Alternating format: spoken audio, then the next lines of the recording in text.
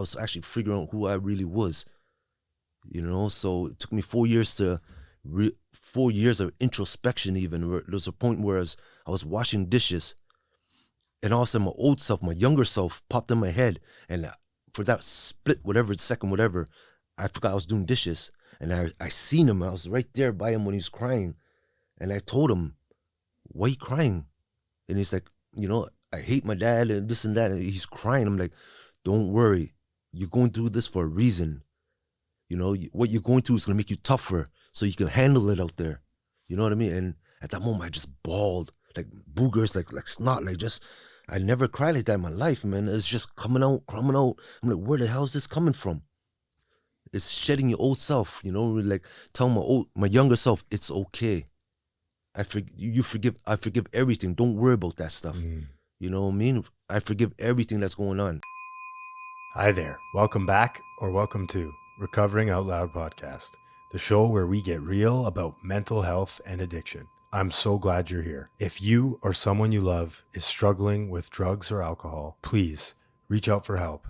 Send me a message on all social media platforms at Recovering Out Loud Pod, or by email at recoveringoutloudpod@gmail.com. You are no longer alone.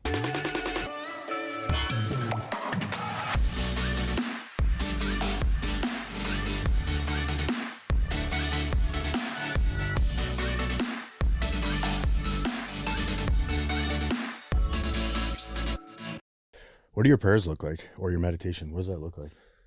Well, I don't meditate as much as I used to, but when I sit down, I usually have that bowl, the singing bowl, those gongs kind of things. Okay, yeah.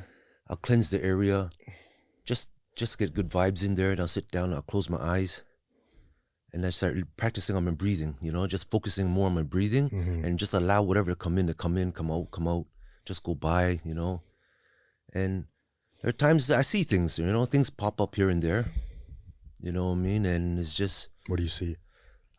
Sometimes I see places, like I used to see like little places in the mountain. It's weird, man. Like not memories, but like new places? Yeah, I never been there in my life. Interesting. You know, like I'll see a little place in a mountain, or I see faces appear, and it's not like human faces. It's really kind of disturbing, right? But I see faces coming. Once in a while I have conversations, then realize when I'm having conversations, it'll just poof, gone. You know, but I don't know what those are, but I'm fairly new to meditation. It's only been a couple of years on and off. The first year was strong when I had that experience, right? But now it's more like subtle. I get more tinglies, like ringing in the ears here and there. I get a lot of those lately. So, do you find that it takes you long to get to that state in terms of like when you sit down time, or does it happen right away? It takes some time. Yeah. Like when I was more consistent with it, it was quicker. But now that I've been away from it from some time and come back, I find like I kind of nod off a little.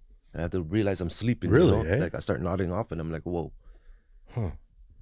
Yeah, meditation is one of those things for me that, you know, for a long time I was trying to do it right. And I've come to the realization that there is no way to do it right. It's just you either do it or you don't do it. Yes. And that helped me a lot because, for a lot of people, it's really tough to meditate, right? It's really tough to sit down, especially if you have ADHD or, I mean, we all have thoughts, millions of thoughts, right? But when someone told me to just doing it, and it does get better, it does get easier with practice, right? The more you do it, the more you can kind of calm down. And I was always taught that when those thoughts come up, for me, I'm a visual person. I just picture them as like like clouds disappearing in the air. Oh, like nice. There's the thought just kind of comes, and then it's just like, whoop, right? Yeah. Or it's like someone else told me it's like erasing words off a screen, like to try and picture your thoughts going like that, right? So that helped me. Yeah, just a lot of people, you know, a lot of times meditation, people fear it too. Is they're scared of their own self. They're scared to be by themselves, what their mind says to them or does to them, you know? Being alone with your mind can be scary. Yeah. You know, we know about other people more than we do about ourselves. You know what I mean? You can know your best friend in and out, but to know yourself that's a gray zone for a lot of people. So to tell them sit down, meditate, it's like it gets scary. Yeah. You know, it's like your mind is very strong. It has its own personality at times, you know. So I get that. Yeah. And you have no control over your thoughts, right? I think No the lack control. of control scares a lot of people, Yeah. right? Because we like to, I mean, at least for myself, I like to be in control of things a lot. You know, I like to feel like I'm in control. I like to feel like I know what's going to happen next, right? Yep. I don't like uncertainty. I don't like, there's a lot of fear in that.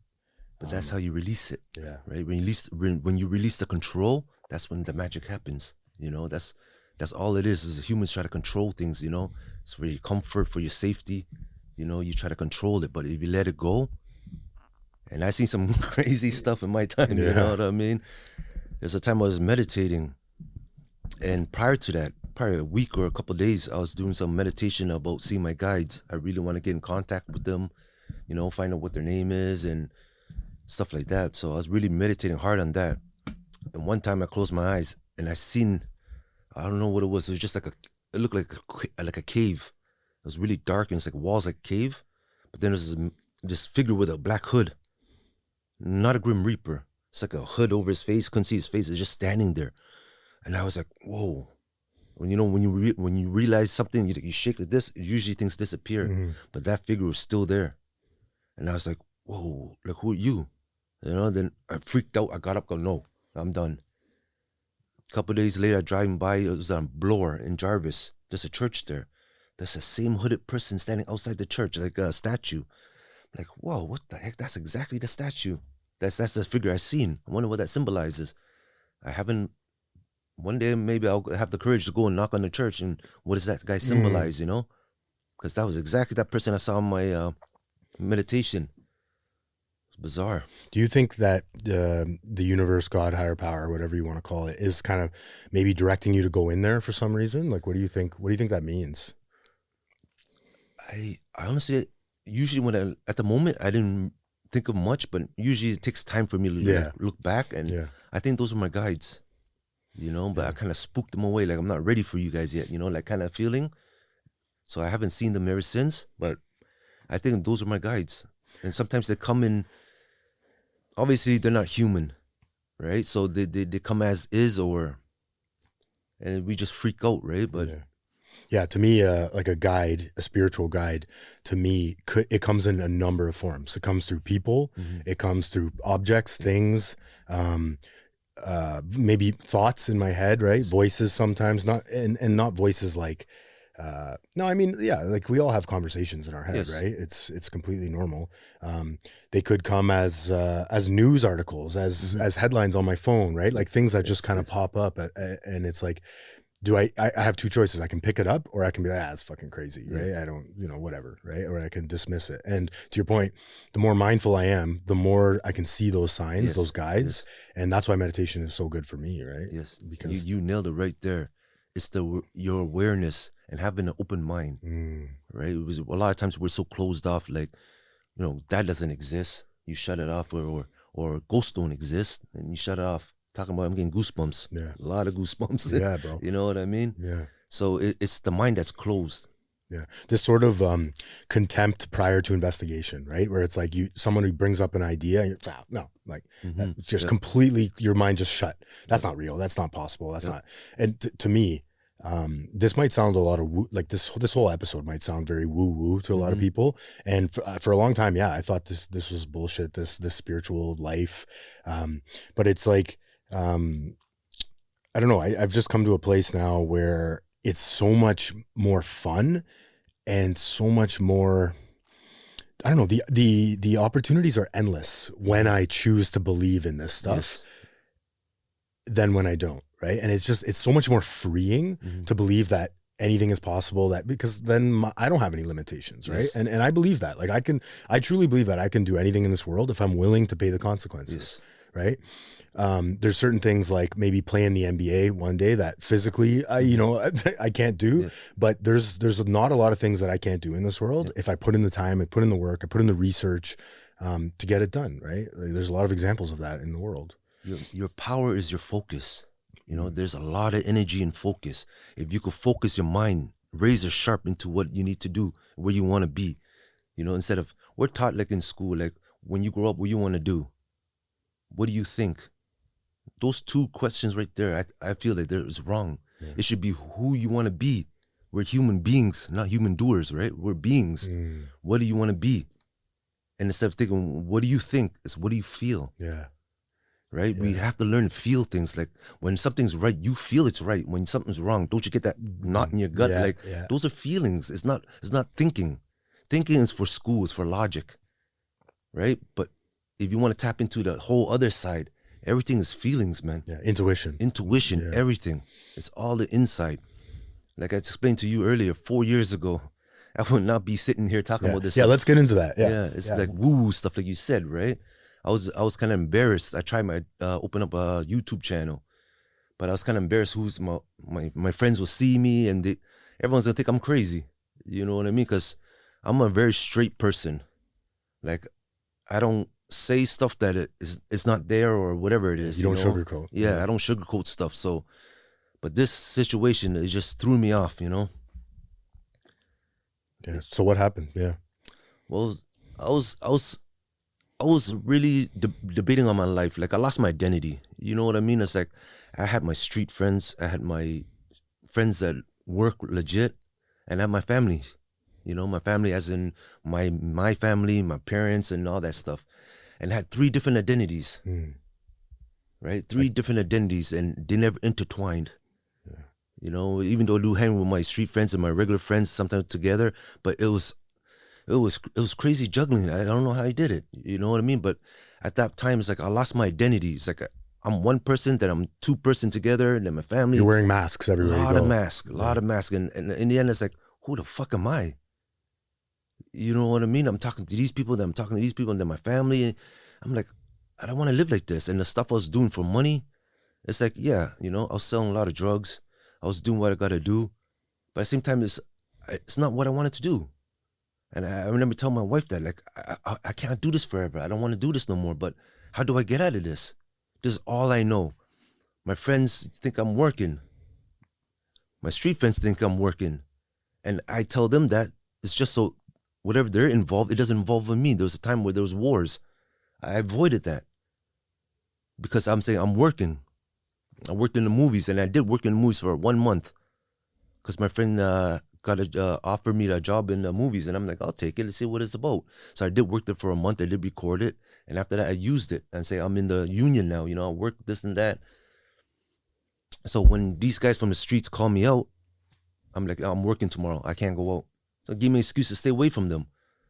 I hang with my friends that have jobs, but at the same time, they don't really understand as well. Like it's weird. Like they're good people, but they don't understand real life. Like what I consider real life. So it's like they're good people. I grew up with them, but they can never fully understand. Street life, I'm very close to them. I grew up with people, hustlers, drug dealers, murderers. But those are, I feel most comfortable with those people. Yeah, you have bonds, right? Yeah, Strong like, bonds. I understand them. Like I can understand them, you know, and I feel the closest to them. So weird as it sounds, you know, if I was in a room and my life depended on it, of course I'm going to the street people.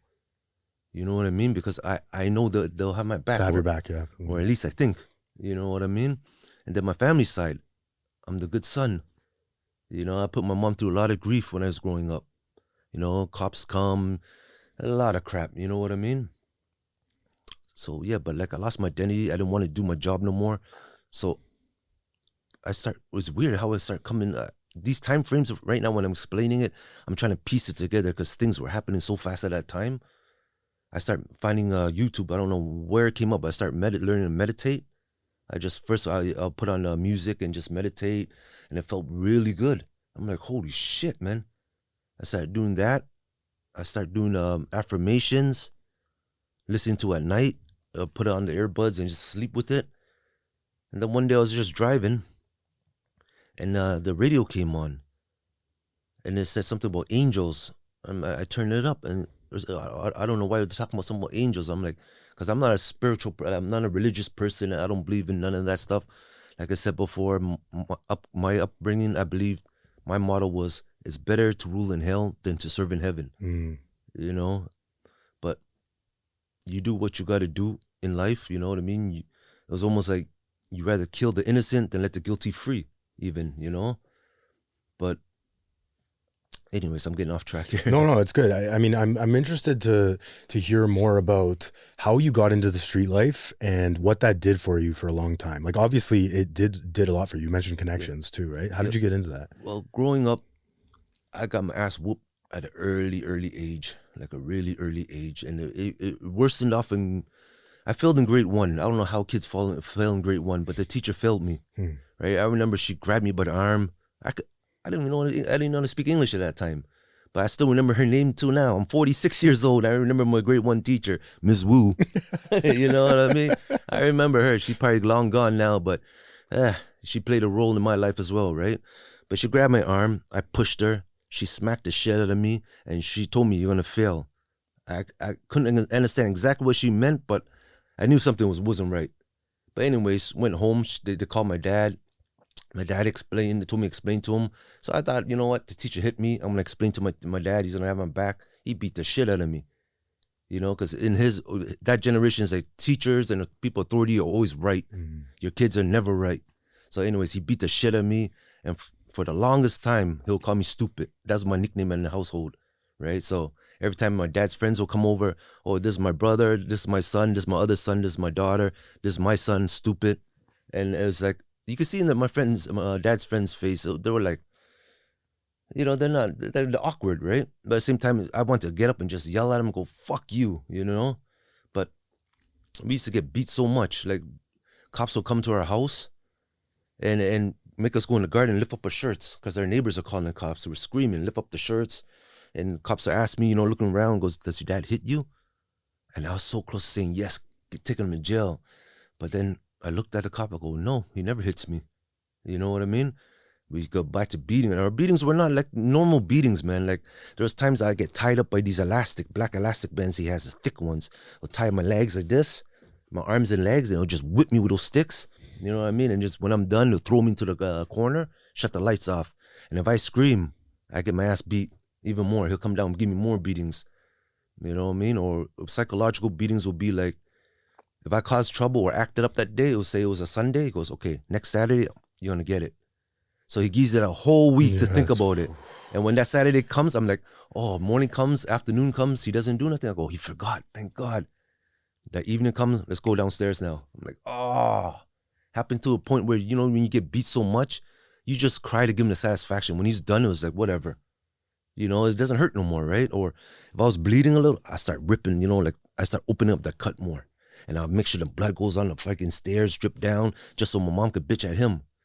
I always blame my mom too at that time. It's like, why'd you tell dad I was acting up? Or why don't you do something when he beats me? Why don't you stop it? So I start building resentment on her there until that one day I see her stand up for me because I choked a lot when I was a kid with food. So I used to run and get those cups. Back then, you don't have big cups. You had those little cups like this. So I always filled it up and drink it. And I was choking hard. I say, my dad, when I get up, my mom, you know, and my dad goes, no, you're not getting up with no more water. And I start choking. I'm like, you know, my mom gets up, goes, go get water. He gets up and decks her right in the face. And that's the first time I seen that. I was like, my mom doesn't have my back. But I was so angry at that time. Honestly, if I was a little older, I'd probably take him out. That's how angry I was, you know. But it wasn't until later on, they just beat me so bad. I went down to the kitchen. After they beat me, they went to the living room. And, you know, there's a little ledge that separates the living room and the kitchen. I went in there, I got the biggest knife I got. I remember I was like 7 years old or 8 years old max. I went in there, I stuck it right here, right between the chest where it's like the dent. I put the tip right there, and I was like, I looked back, I looked at them, and I had the image where, like, once I plunge it in, I'm gonna pull it out, and I'm gonna spread the blood all over the walls, and then my mom's gonna freak, and they're all gonna have a heart attack. I imagined that, and I was crying at the same time, but I put it in, and I could feel the tip, but it wasn't that time, man. You know what I mean? I was so angry, like I just couldn't do it. Plus, I was scared. You That was what at I mean? 7 years old. 7, 8 tops. Yeah, damn. Tops. But I put it back, and I just like, you know what? For the next several times, I'm just gonna endure it, right? But all these beatings, I understand what it was now. Where I was going and where my head was heading, I need to be fucking tough. There's no room for being a pussy out there. You know what I mean? I'm getting goosebumps, a little watery, but you know what I mean? It's like, I need to be that kind of man. You know what I mean? It's like my mind is pretty conditioned now. right? So things I could endure by myself, you know. But yeah, but it wasn't too long. I got into a lot of fights growing up, really big fights, like a lot of fights, you know. But it wasn't until grade 9 or 10. Yeah, I had problems with these Vietnamese guys at high school. That's when it got real serious. There's a whole bunch of them, you know. Back in the days, Vietnamese people always hang big groups, you know. I'm minding my own business. They come up, bump into me, this little guy. You know, really like 2 foot nothing guy. I don't know. He was a short guy. Bumped into me, looked at him, he's like, what's up, you know? And he let everything go. Next thing you know is they all come after us like it was a break time. They all come like, you know, what's going on? We're Vietnamese. Why you causing trouble, my friend? I'm like, how am I trouble? He bumped into me. You know, me goes, oh, we're all Vietnamese, squash it. Okay, squash it. And at this time, I had a chip on my shoulder as well. You know, it's just like, ain't nobody gonna pick on me and get away with it. You know what I mean? It's like, you can't do what my dad did to me all these years. Three days passed, I thought it was all squashed. I do carry a knife on me. You know what I mean? At all times. You know what I mean? I had a chip on I know I'm gonna, if I have to take someone, I'm gonna take someone. You know, I'm not gonna think twice. But 3 days later, I thought everything was squashed. I walked by with my friend. I hear bells ringing. I'm like, holy shit, why is there bells ringing? Like, it was really loud. When I realized it's not bells, I'm getting pounded by, you know, those pool cues you could take apart. Yeah. They were smashing my head, 6, 7 of them, beating me. And that's where I was hearing the ringing from. But I was just walking, I didn't feel no pain, no nothing. I just hear ringing. I'm like, holy shit, church bells are going off. And when I turn around, I'm like, I still have scars if you see it lightly. Yeah. And that was like about 14, 15. I seen bash the shit out of me. Then I dropped my bag, I started running, and then I heard a voice in my head. Why you running for, pussy? Stop running and fucking fight them. Stop being a pussy and running like this. I stopped. I turned around. I couldn't even fight them. There's too much of them, but I let them beat the shit out of me. So they really beat me, but they couldn't take me to the floor. In my life, I probably fell to the floor once. That was once in my life. I'm a very hard-headed guy. They all took off. When they took off, I heard that voice again. Go get them. Go get them. Everything was, my face felt squished in. I could hear people's voices like, whoa, what the, all these voices. It was weird, like sounding, you know, like, hey, what's up? It's like that, like a whole bunch of different voices. Then the curious voice came on, goes, go get them. I was like, oh shit, I remember my knife. I pulled it out, ran after the guy. That's right at Bathurst and Harvard. One guy stayed back. He like this. I held the knife underneath here so he couldn't see it. So I ran up to him and I said, today's his day. He's gone. He's going to be the first guy I'm taking out. Ran up to him. He swung. I blocked. And I got him right here first, right in the neck area. He bent over and I just went this on his back. He moved over to his ribs. I fed him into his ribs. He fell down. I started stabbing him until I felt something in my hand. I was like, oh, fuck, the blade broke. And I was like, it was cutting my own hand. And when I stopped, I remember, only thing I remember is this lady, this white lady's face in the car. Her jaws are open. She's like looking at me like, what the heck? That's when I realized, like, it's time to get the hell out of here. Yeah, but cops came, took me away. That's my first incident. Went to jail.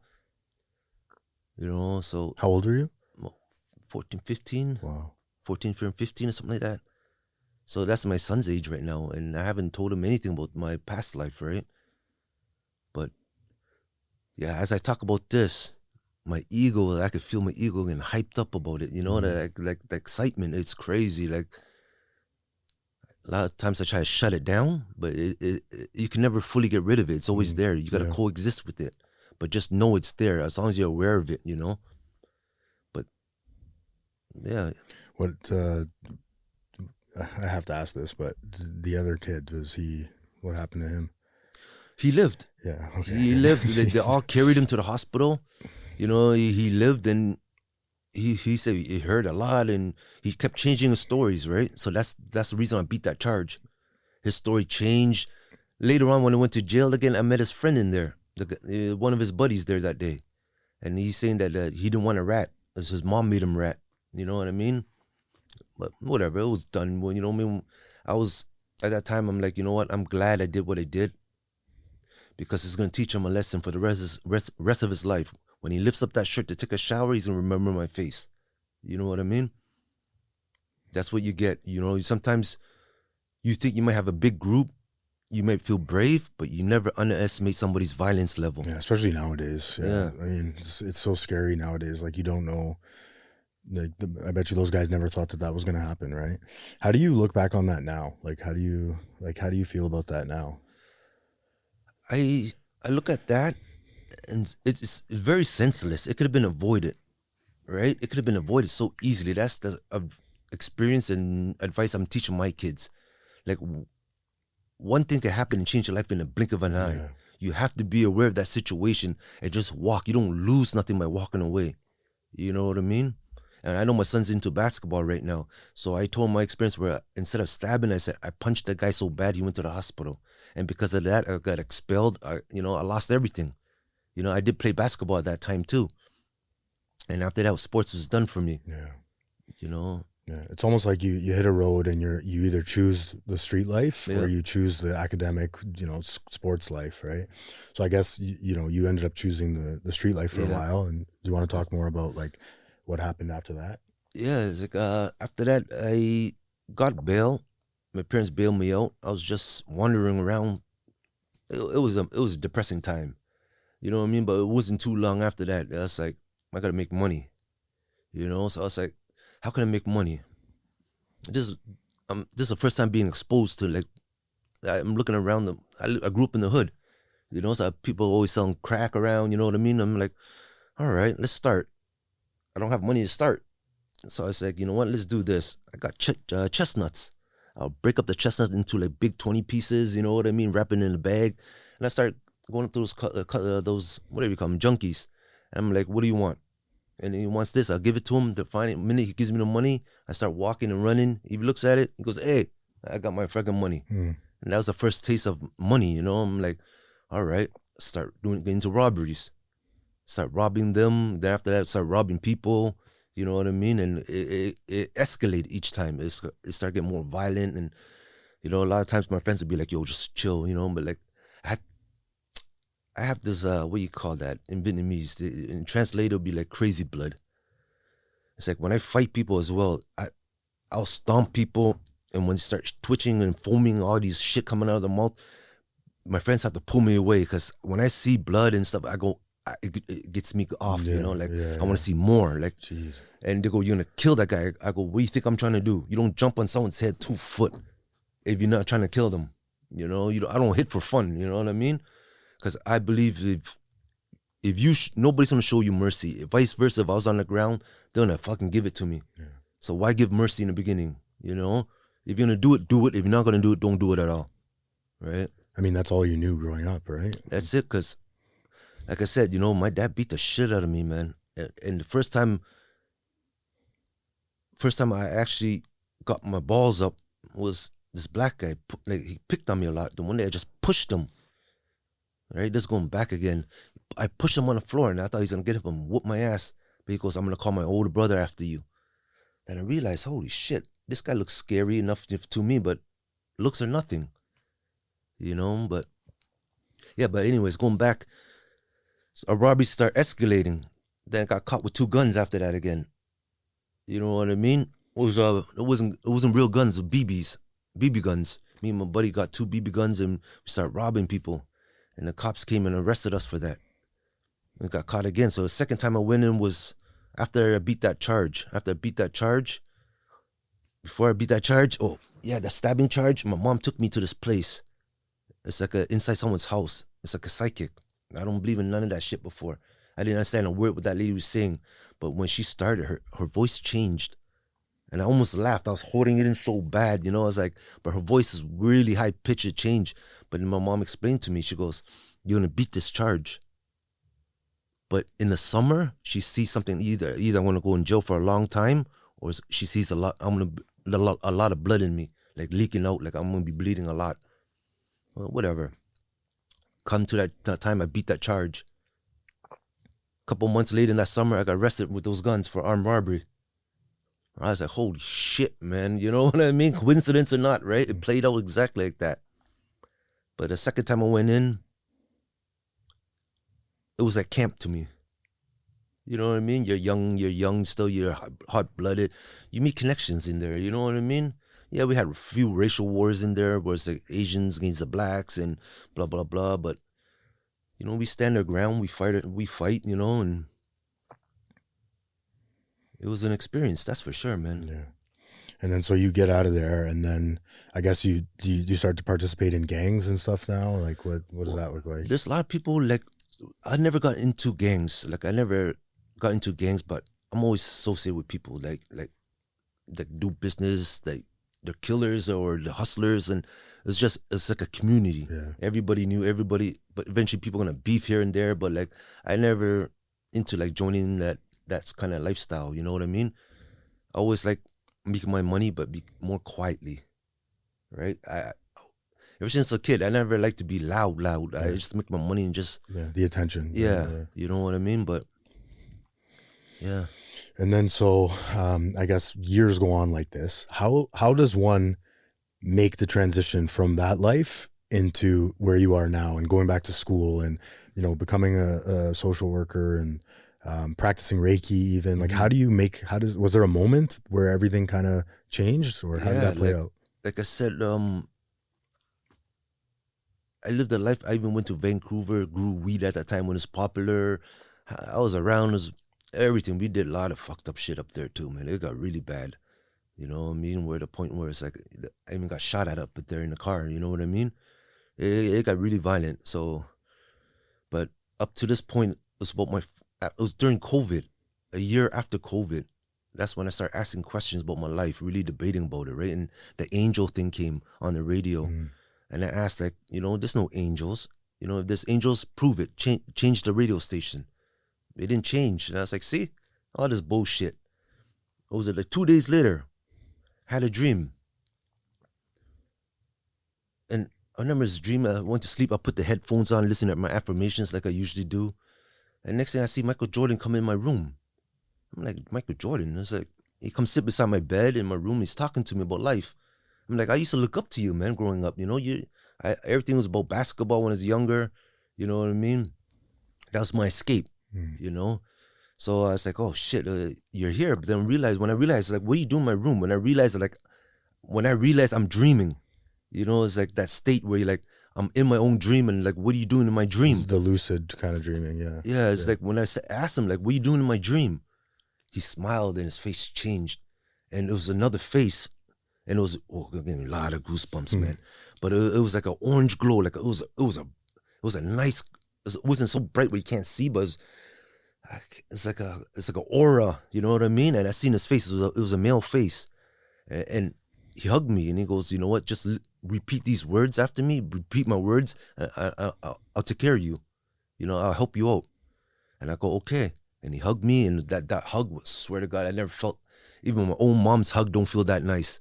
You know what I mean? It was warm. It was really, really warm. Like, it's almost like you're going to be okay hug, you know? It's like that kind of warm hug, you know?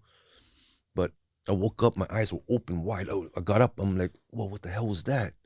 You know, and the words that I was repeating from him was the affirmation that I was listening to. It just lined up like that. And I'm like, I took it off. I'm like, holy shit, what the hell happened? You know, this is not a dream. This was something else. I went outside to meditate on the sofa. My wife was sleeping. I was like, fuck, this is like, look at that time, it's like 3:30, 3:40. I went outside to meditate, closed my eyes, and I know it was that angel. I don't know if it's an angel, but I'm assuming it's an angel because that's what I asked for, right? But I felt him press it down my head, right in the top of here. Like, it was just right down, like a press down, you know? Then after that, I sit there, I still trip me out to this day. But 2 days later, that's when I lost my mind. I was going through the spiral and what the hell's going on, I'm trying to figure it out. 2 days later, I meditated again. I go, show me a sign, give me proof that I'm not going crazy and this is actually happening. It was during April, about 4 years ago. This April was different kind of April. Everything was dry, gray, no grass, no leaves, no nothing. It was just, it looks like a gray, wet day, April. I go, show me butterflies tomorrow. You know, I want to see butterflies because I know there's no insects or nothing out there. I was about to say, show me like a blue, purple butterfly, but what's the odds of seeing that? So I'm like, just show me a butterfly. Next day, I've been driving around looking for it all day, looking for it. You know, like any kind of butterfly, just to let me know I'm not going crazy. See nothing. When it's time to pick up my kids after school, I see my first white butterfly fly across the street. The time I picked them up my other kid, and my wife went home, I seen 7 butterflies. They're all white. And just wasn't sure, make sure I wasn't crazy, I asked my son, is that a butterfly? He goes, yeah. And that was not even the weirdest part. It gave me a goosebump. Like my heart was sinking in my stomach. I'm like, oh man, this is actually happening. You know what I mean? Like it's like the excitement almost, like, but at the same time it's scary. It's just like, this is real, man. That was April. It wasn't until July that all of us start seeing butterflies come out. So there was a big gap in between just to let me know, like, this is real. And from that point on, everything changed. Like my experience changed. That was, for me, it was my wake up call, man. Like, stop what the fuck you doing. Cause now like I said in class, would you still do the same thing you do now if you knew someone's watching? And I know there's a higher power up there. And I dropped everything. I threw away my phone. I just threw it away. Flushed the stuff down the toilet. I had other stuff. I talked to my guys that I had left, and I told them I'm sorry. You know, I'm sorry for being this guy, like giving it to you all this time. You know what I mean? It was about money and everything, but I'm sorry. You know, I had to go put you through this. And they're saying, you know what? It wasn't you. It wasn't you. It would have been someone else. But I told them, you know, this is all I can do for you. I'd rather you get help and get off this. But if you want, you can have this. So you don't have to at least pay for it. You're talking about like the addicts that you were dealing with. Yeah. And some of them go, okay, give it to me. I go, you sure? He goes, yeah. So I gave him, like, it was a lot, man. It was like, one of them wanted about $40,000 worth. I gave him $40,000 worth. The other guy took about probably $6,000 worth. And the rest was more pure. I just flushed it. And that stuff will fuck people up if they don't know what they're doing. So I just flushed the rest away. And the phone, I broke it up, threw it away. You know what I mean? And it's just like, that was it. That sealed my family's fate. No money's coming in at this point now. But I had to do it because it's the right thing to do. You cannot hurt people like that. You know what I mean? Like, it came to a point, realization now, like it was like everybody is a human. Everyone has a soul, down to animals now, to a point where if I see a cockroach or a bug, I pick it up, throw it outside the house. If I see a little moth come in, release it. I don't kill nothing. At least not on purpose. If I hold it and I crush it by accident, then I say sorry. But everything, down to twigs on a tree, I don't break it off because they all have feelings, man. Just because we don't understand something or they don't speak our language, doesn't mean it doesn't have a life. Doesn't mean it doesn't know how to hurt, doesn't know how to cry, doesn't mean it knows how to mourn. Right? It might look different to us, but imagine what those bugs look at us and go, look at us, and what they say. Yeah. You know what I mean? Same with spiders. Just grab it, put it outside the house, let them live. You know? But that experience changed me, man. It's just how it is, right? Like, even the weird thing is, even 2 days ago, I just wanted to confirm, because, you know, I just want to make a confirmation. I go, listen, I talk to my guides.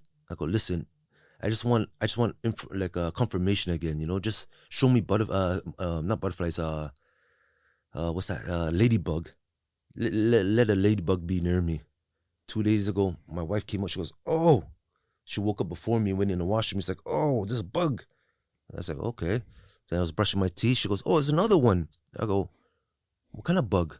She showed me, it's on a shirt. It's a ladybug inside the house. Wow. You know what I mean? So it's like, okay, that's my confirmation. You know what I mean? I get numbers as well. That I see numbers of how it connect, how it contact. What's that word I'm trying to use? How it talks to me. You know, like connects. Communicates. Yeah, communicates. Yeah. Yes. So I got these numbers, and it's like, don't doubt yourself. The path that you're on is the right path. Stop doubting yourself.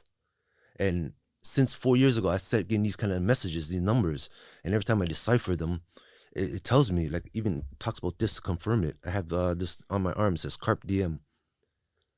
On your hand, yeah. On my hand. Tattoo, and then when I was really down for 4 years, I didn't know what to do. I didn't know where to start. It told me, like, what happened to Carpe Diem? And that message, what happened to this? That saying, seize the day. What happened to it? You know what I mean? You're sitting on your ass too long, you know? Get up and do something. So I tried to do my YouTube channel, but I couldn't do it like this, like sitting with you. 4 years ago, I was not ready for it, you know? I wasn't at that level yet. I was really down. I was like really soaking in that pity stage almost, you know? And money was just going out. For 4 years, I didn't work. Not a single dollar came in. You know what I mean? It's just all gone after that. And I was dwelling on like, I lost this.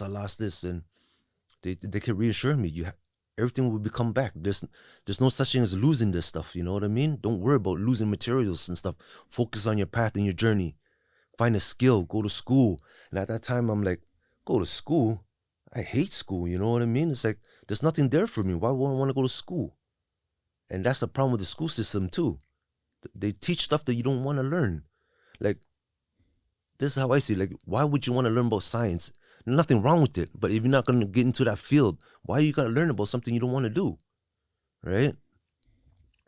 So I wasn't ready for it. I'm like, no, I don't want to learn that skill, the school. But I sat on for 4 years and now like I'm coming on my shell. Like, this is the first year I felt a shift in me. There's a shift going on. I don't know what kind of shift it is, but can't explain it. But this year I feel upbeat. Really, really upbeat. Like my energy it's really up. I feel like I could be myself more, where I'm talking to people. The school really helped me too. Like your personality's coming out more. Yeah. So I find out these 4 years when I thought I was lost, I was actually shedding my old self. You can't come out of the fire if there's no ashes. Your old self has to burn down and turn into ashes before you can rise again. You know what I mean? And that was that process. When you felt lost, I was actually figuring out who I really was. You know, so it took me 4 years 4 years of introspection even. There was a point where I was washing dishes and all of a sudden my old self, my younger self popped in my head. And for that split, second, I forgot I was doing dishes. And I seen him. I was right there by him when he was crying. And I told him, why are you crying? And he's like, you know, I hate my dad and this and that. And he's crying. I'm like, don't worry. You're going through this for a reason. You know, what you're going through is going to make you tougher so you can handle it out there. You know what I mean? And at that moment, I just bawled, like boogers, like snot, like just, I never cried like that in my life, man. It's just coming out. I'm like, where the hell is this coming from? It's shedding your old self, you know, like telling my younger self, it's okay. I forgive everything. Don't worry about that stuff. You know what I mean? I forgive everything that's going on. I think that's so important, man, is talking to your younger self, right? Like a lot of the therapists that I've worked with have gone to that sort of modality of therapy where it's like, yeah, we've all done bad shit, right? It's all subjective, right? Like, you know, sure, somebody could have done worse shit than me, but it's how you view it, right? Like how I did this thing, and it's your relationship with yourself as a result of what you did, right? So if I, you know, stole something from a grocery store and somebody else murdered somebody, right? Those are two very different things, obviously viewed by the law, but the way I look at it is what matters, right? So if I don't care that I stole that thing, then it's not affecting me, right? I didn't do anything bad, in my opinion, right? But if I'm looking at that every day and like, you're a piece of shit, you're fucking, you know, you're robbing and you're stealing and you're a bad person, you're a bad person every day, right? That starts to affect you over time. And the importance of forgiveness, like it can't be understated. You know what I mean? Like you have to do any sort of transformation, there's going to be forgiveness involved, whether it's others who have wronged you or yourself, right? I'm sure you've been wronged by a lot of people. I'm sure you've wronged a lot of people, right? How do you, I guess what I want to know is like, how do you get to that stage of forgiveness? Like, how do you look at forgiveness? Forgiveness to me comes from experience. Like, it's almost like I kind of came into it by accident, going through this process, right? And it's been shown, like forgiveness is not, even somebody wronged you, for instance, when you say, I forgive you, you're not really forgiving that person, you're forgiving yourself. Yeah, it's for to you. Unleash you from those burdens that holds you down, where you can't move forward. Anger, and you can't forgive somebody for that. Like you always hold it. Resentment, it holds you back to the past. And when you don't want to be stuck there, because when you're held in the past, you're stuck there, you can't move forward. You know what I mean? And it darkens your soul Yeah. to a point where it's like it could be sunny outside, but all you see is clouds. You know, your life sucks. It sucks. You know, it's like a toilet bowl full of shit without the flush mechanism. You know what I mean? Yeah. You know it stinks, but all you have to do is just close the lid. But all you focus is on that flush mechanism, and you're like, it stinks, man. I can't flush it. You know what I mean? Yeah. It's like that. Just let go of it. It's like a heavy knapsack. You wear it for years, and your shoulders get sunken down. It hurts your spine now. Let it go. All you do is take it off, and you be like, whoa, that's your enlightenment. That's your freedom. You just freed yourself. So that goes back to saying, you know, I forgive you. It's really you're forgiving yourself. It's okay. You know what I mean? That's part of the experience. It's okay to let it go. Let them go. Let yourself free. Move forward. You know, you don't want that kind of burden, man. It's a burden. Yeah. Yeah. Resentment is one of my favorite quotes. And I always say this, but resentment is like drinking poison and hoping the other person dies. There right? you go. You're just like, they're not even thinking about you, Yeah. right? Because for whatever reason, they got their own shit going on. Yep. And they're renting space in your head and Yes. not paying a cent, right? It's just there every day. That shit is just in your head. And how are you supposed to let in new ideas and positive thoughts when you're just like, those negative thoughts take up so much more space Yes. too than the positive ones, I find. And the positive ones, they come and go a lot quicker. The negative ones, they'll just sit in there, right? Mhm. And if you don't get it out and tell somebody about it, oh man, I have lots of experience with that, where it's just like ruminating and ruminating and then it just turns into you're a piece of shit, you're a piece of shit, you're bad, right? And yeah, to your point, that's a great analogy. I love that. This is the flushing mechanism. Yeah. All you're focused on is Yeah. what's broken, Yeah. when all you have to do is close the lid. Close I the love lid. that analogy. That's And amazing. that stink is gone. Yeah. You know what I mean? And you can't even see it anymore, Yeah. right? It's But it's the power of the mind too, you know. It's the mind is what makes you suffer. It could be your greatest tool or your worst enemy. You know what I mean? So it's most of the suffering is it starts in the head. You know what I mean? Everything's attachments to everything. It's like I remember hearing this one guru. He's saying people see life backwards. You know how people have materials and they're so appreciative of it that they hold it like it's worth the world, right? It's like my wife, when she gets a bag back then, she loves it so much.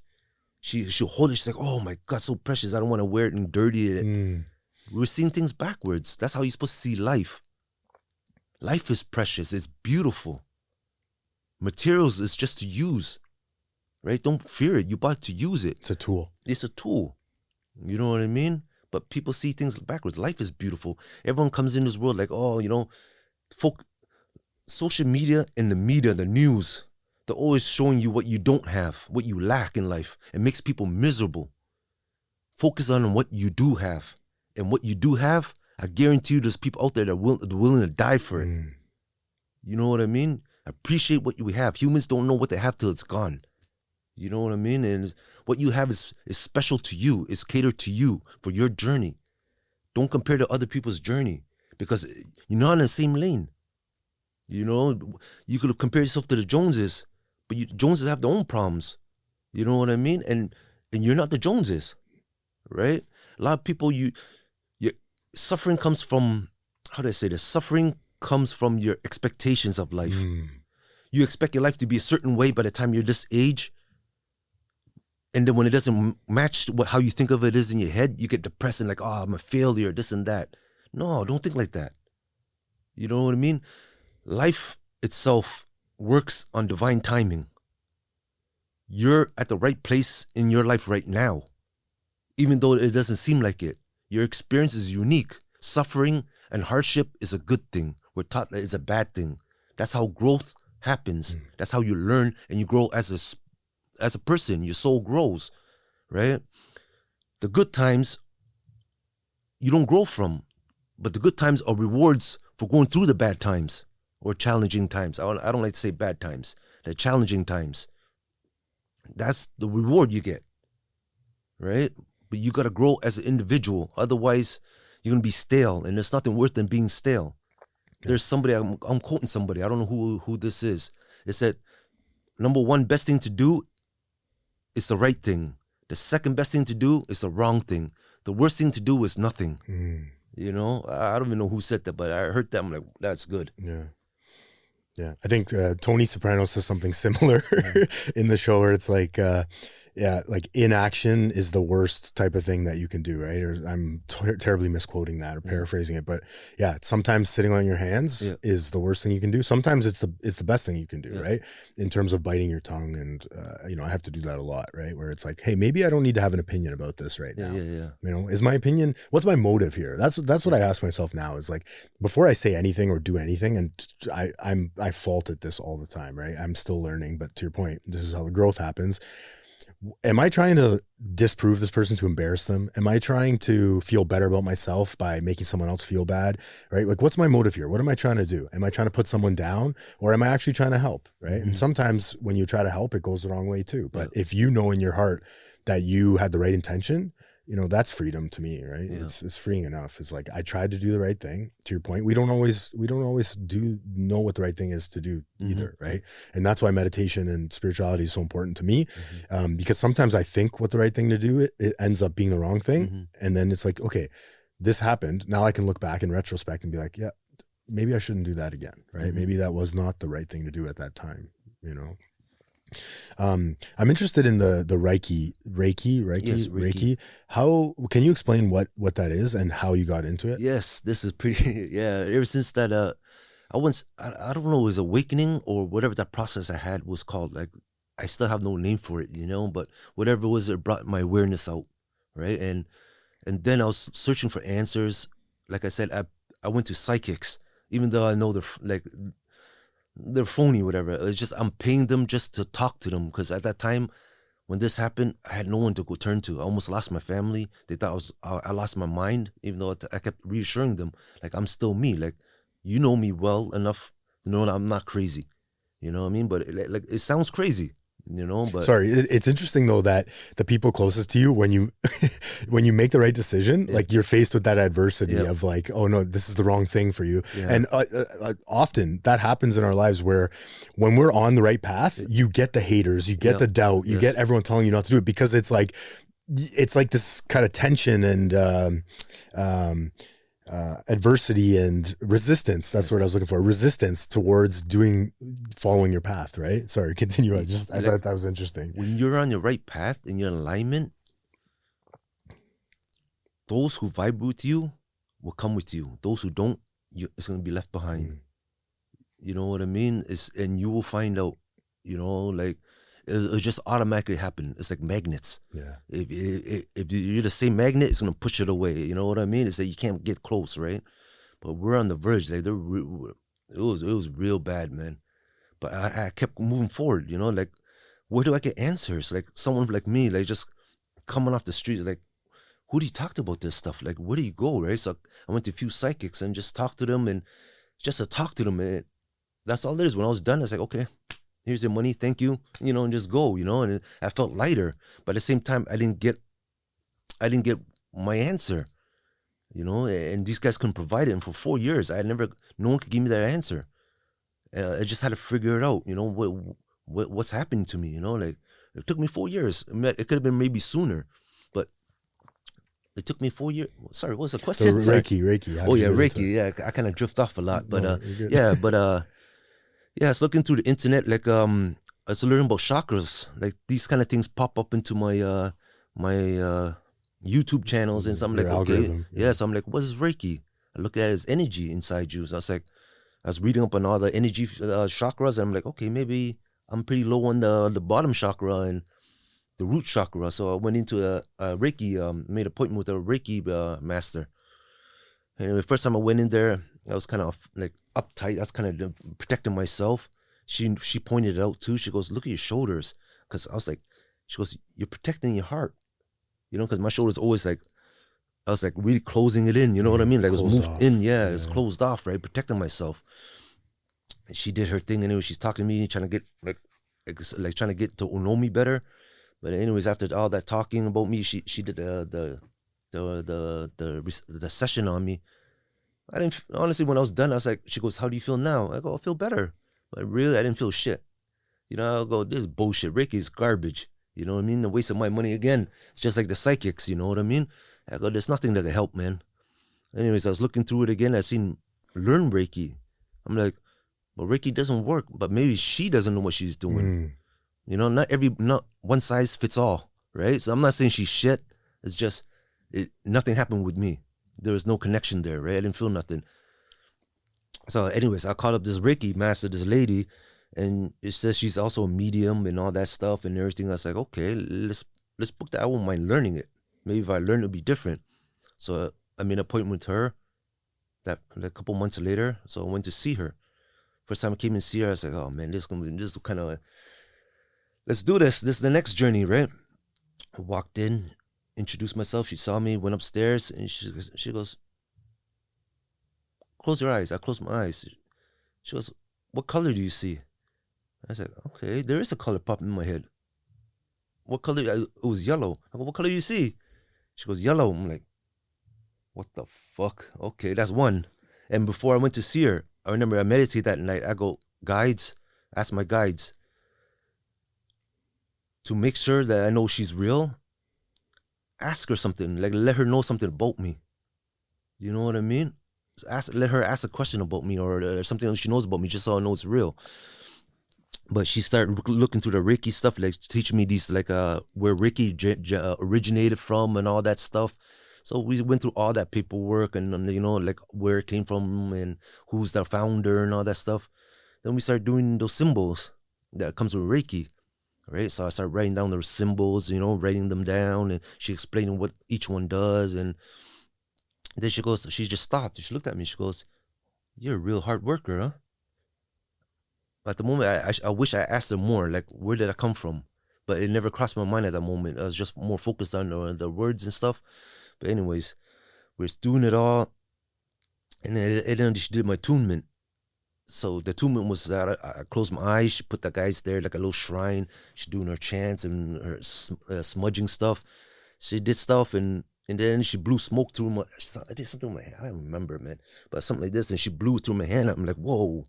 That was kind of like a cold air coming through my hands, right? When I left, I was like, I just got hoes. There goes my money again. Yeah. I didn't feel nothing, and it's like I got 2 minutes. So what?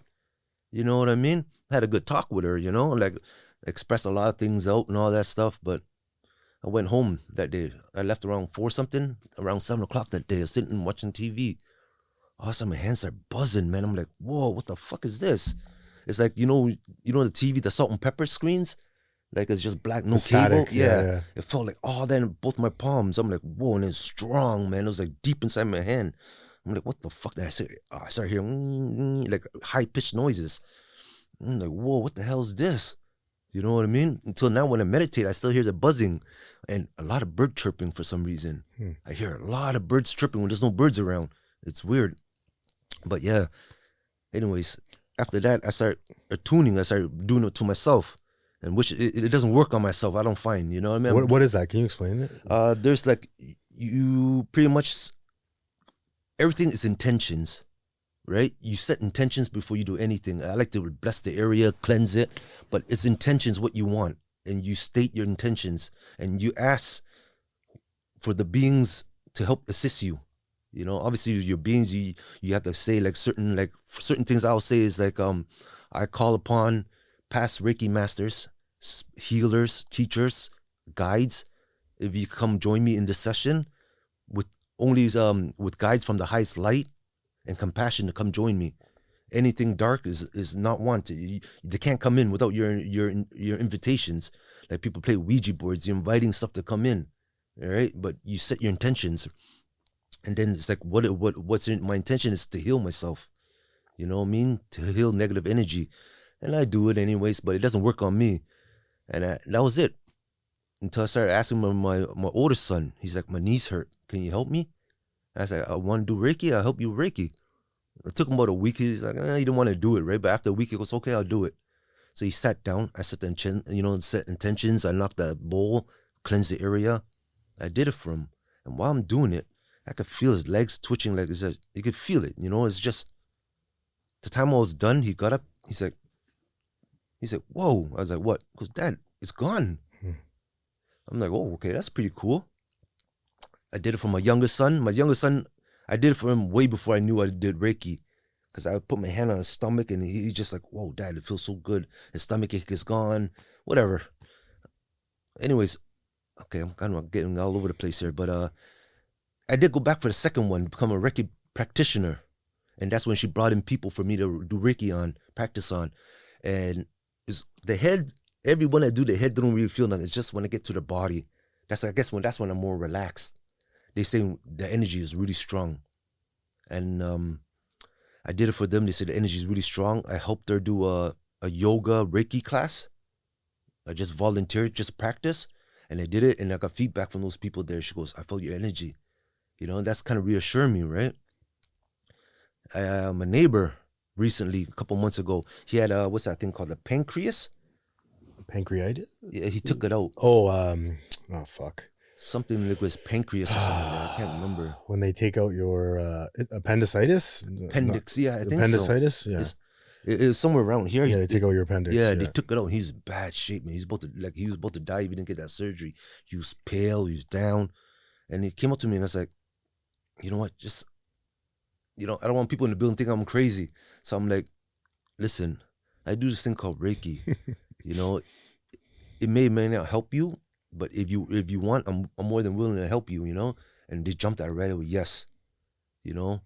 So before I go, give me a day or so, I'll come over. The next day I came over, I told him, maybe this is what the process is going to be like.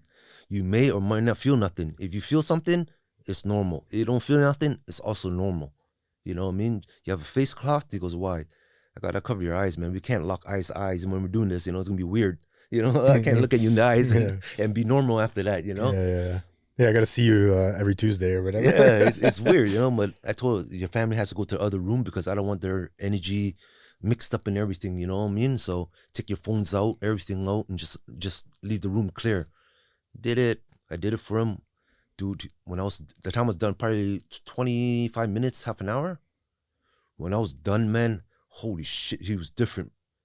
He got up, he's more alive. There's this color in his face. He goes, whoa. He's more so relaxed. He's like, that was good, man. His wife came out afterwards, looked at him and goes, holy shit. He goes, yeah, I feel good. I feel really good. I did it for him 2 more times. 2 more times after that. And I was supposed to do more, but at that time, I thought I'm going blind faster at that time, right? I was losing my vision.